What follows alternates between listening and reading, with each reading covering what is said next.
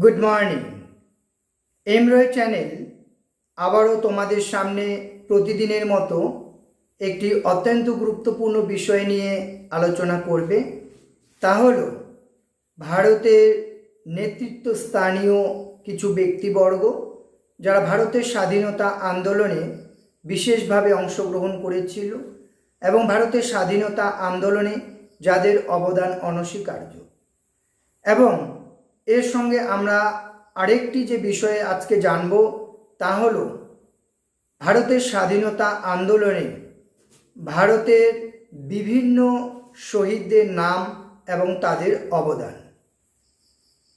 ভারতের ইতিহাসে স্মরণীয় বিভিন্ন ব্যক্তিবর্গ এবং তাদের অবদানে সর্বপ্রথম যে ব্যক্তি সম্পর্কে আমরা জানব তা হলো বঙ্কিমচন্দ্র চট্টোপাধ্যায়।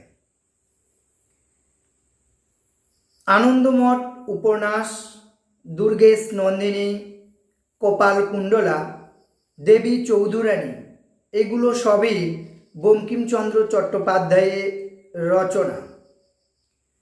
বন্দে মাতরম গানটি নেওয়া হয়েছে আনন্দমঠ উপন্যাস থেকে।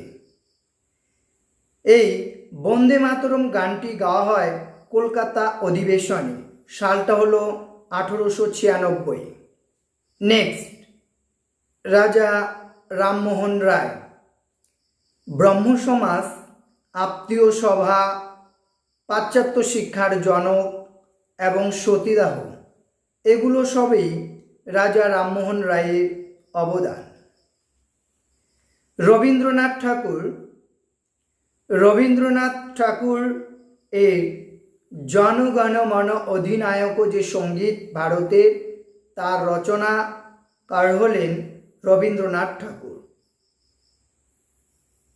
রবীন্দ্রনাথ ঠাকুরের জনগণ মন জাতীয় সঙ্গীত গাওয়া হয় 1911 সালের কলকাতা অধিবেশনে। বঙ্কিমচন্দ্র চট্টোপাধ্যায়ের বন্দে মাতরম গানটির সুর দিয়েছিলেন রবীন্দ্রনাথ ঠাকুর। রবীন্দ্রনাথ ঠাকুর ওনার নাইট উপাধি ত্যাগ করেছিলেন জালিয়ানবাগ হত্যাকাণ্ডের প্রতিবাদ স্বরূপ। রবীন্দ্রনাথ ঠাকুর রাখি বন্ধন উৎসব প্রচলন করেছিলেন। ঘরে বাইরে যখন ভারতের স্বাধীনতা আন্দোলন চলেছিল সেই সময় তিনি এই ঘরে বাইরে উপন্যাসটি লিখেছিলেন। ঘরে বাইরে উপন্যাসের প্রেক্ষাপট ছিল স্বদেশী আন্দোলন। কাজী নজরুল ইসলাম, এনার জন্মস্থান হল পশ্চিম বর্ধমানের চুরুলিয়ায়।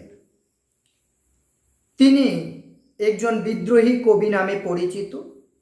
ওনার যে কবিতা এবং কাব্যগ্রন্থগুলো ছিল তার মূল বিষয়বস্তু ছিল মানুষের ওপর মানুষের অত্যাচার এবং সামাজিক অনাচার ও শোষণের বিরুদ্ধে সোচ্চার প্রতিবাদ।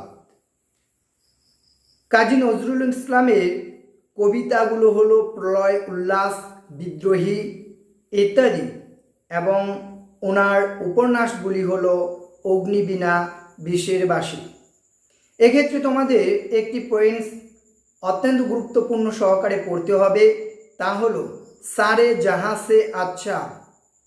এই যে গানটি রয়েছে তার রচনাকার বা রচয়িতা হলেন মোহাম্মদ ইকবাল। ঈশ্বরচন্দ্র বিদ্যাসাগরের অবদান হল বর্ণ পরিচয় এবং বিধবা বিবাহ। স্বামী বিবেকানন্দ, শিকাগো বিশ্ব ধর্ম সম্মেলন 1893, শিকাগোয়, মার্কিন যুক্তরাষ্ট্র। স্বামী বিবেকানন্দের বিভিন্ন বইগুলো হল পরিব্রাজ্য, বর্তমান ভারত, প্রাচ্য ও পাশ্চাত্য। রামকৃষ্ণ মিশনের প্রতিষ্ঠাতা হলেন স্বামী বিবেকানন্দ। নেক্সট, আমরা যে ব্যক্তি সম্পর্কে জানব উনি হলেন গান্ধীজি। গান্ধীজির পুরো নাম হলো মোহনদাস করমচাঁদ গান্ধী। ইনি কংগ্রেসের সভাপতি নির্বাচিত হয়েছিলেন বেলগাঁও থেকে। অসহযোগ আন্দোলন, ভারত ছাড়ো আন্দোলনের নেতৃত্ব দিয়েছিলেন গান্ধীজি। গান্ধীজি একজন নরমপন্থী ছিলেন। ডান্ডি মার্চ এবং লবণ সত্যাগ্রহ ইত্যাদি ভারতের বিভিন্ন স্বাধীনতা আন্দোলনের সঙ্গে তিনি যুক্ত ছিলেন। নেতাজি সুভাষচন্দ্র বোস এর বিভিন্ন অবদানগুলি হল দি ইন্ডিয়ান স্ট্রাগল এর লেখক হলেন নেতাজি সুভাষচন্দ্র বোস। আজাদ হিন্দ এর প্রতিষ্ঠাতা নেতাজি সুভাষচন্দ্র বোস। তিনি দুবার জাতীয় কংগ্রেসের সভাপতি নির্বাচিত হয়েছিলেন। প্রথমবার তিনি হরিপুরা অধিবেশন থেকে কংগ্রেস সভাপতি নির্বাচিত হয়েছিলেন এবং দ্বিতীয় ও শেষবার অর্থাৎ ত্রিপুরী থেকে তিনি ভারতীয় জাতীয় কংগ্রেসের সভাপতি নির্বাচিত হয়েছিলেন। ফরওয়ার্ড ব্লক তিনি প্রতিষ্ঠা করেন 1939-এ। তিনি শহীদ এবং স্বরাজ দ্বীপের নামকরণ করেছিলেন। শহীদ দ্বীপ বলা হয় আন্দামানকে এবং স্বরাজ বলা হয় নিকোবর দ্বীপপুঞ্জকে। জওহরলাল নেহেরু বেশি সংখ্যকবার সভাপতি নির্বাচিত হয়েছিলেন ভারতীয় জাতীয় কংগ্রেসের। জওহরলাল নেহেরুর নেতৃত্বে লাহোর অধিবেশন সংগঠিত হয়েছিল। নেক্সট আমরা যে ব্যক্তি সম্পর্কে জানব তা হল ভীমরাও রামজি আম্বেদকর। ইনি ভারতীয় সংবিধানের জনক ছিলেন। ডক্টর সর্বপল্লী রাধাকৃষ্ণন ছিলেন ভারতের প্রথম উপরাষ্ট্রপতি। ডক্টর সর্বপল্লী রাধাকৃষ্ণনের স্মৃতির উদ্দেশ্যে আমরা 5 সেপ্টেম্বর শিক্ষক দিবস পালন করি। এখন আমরা যে বিষয়টি নিয়ে আলোচনা করব তা রাজ্য সরকার এবং কেন্দ্র সরকারে বিভিন্ন চাকরির পরীক্ষার জন্য অত্যন্ত গুরুত্বপূর্ণ। কারণ রাজ্য সরকার এবং কেন্দ্র সরকারে যে কোনো পরীক্ষায় এখান থেকে কোনো না কোনো কোশ্চেন করা হয়। তো এখন আমরা যে বিষয়টি নিয়ে আলোচনা করব তা হলো ভারতের স্বাধীনতা আন্দোলনে শহীদদের নাম এবং তাদের অবদান। প্রথমে আমরা জানব সিধু এবং কানু সম্পর্কে। সিধু এবং কানু এনারা দুজনেই সাঁওতাল বিদ্রোহের সঙ্গে সংযুক্ত। সাঁওতাল বিদ্রোহ সংগঠিত হয়েছিল 1855 সালে। ক্ষুদিরাম বাংলার প্রথম শহীদ হলেন ক্ষুদিরাম। ক্ষুদিরামের বাসস্থান হচ্ছে পশ্চিম মেদিনীপুর।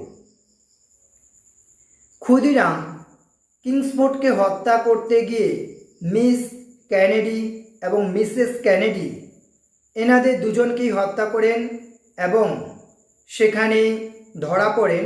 পরবর্তীকালে এনাকে ফাঁসি দেওয়া হয়। ভারতের প্রথম বিপ্লবী ছিলেন ক্ষুদিরাম। বিপ্লবী আন্দোলন প্রথম শুরু হয় বাংলা, পাঞ্জাব এবং মহারাষ্ট্রে।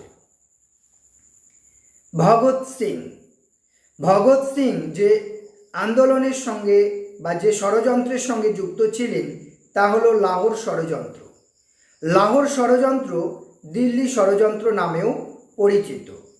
লাহোর ষড়যন্ত্র মামলায় যাকে হত্যা করা হয়েছিল উনি হলেন লর্ড হার্ডিঞ্জ। কিন্তু ভগৎ সিং যাকে হত্যা করেছিলেন তিনি হলেন জন স্যান্ডার্স। ভগৎ সিং জন স্যান্ডার্সকে গুলি করে হত্যা করেন 1928 সালে। এর সঙ্গে আরও দুজন সঙ্গী ছিলেন, রাজগুরু এবং সুখদেব। এদের সকলকে ফাঁসি দেওয়া হয়। সর্দার উধম সিং ইনি পাঞ্জাবের অধিবাসী ছিলেন।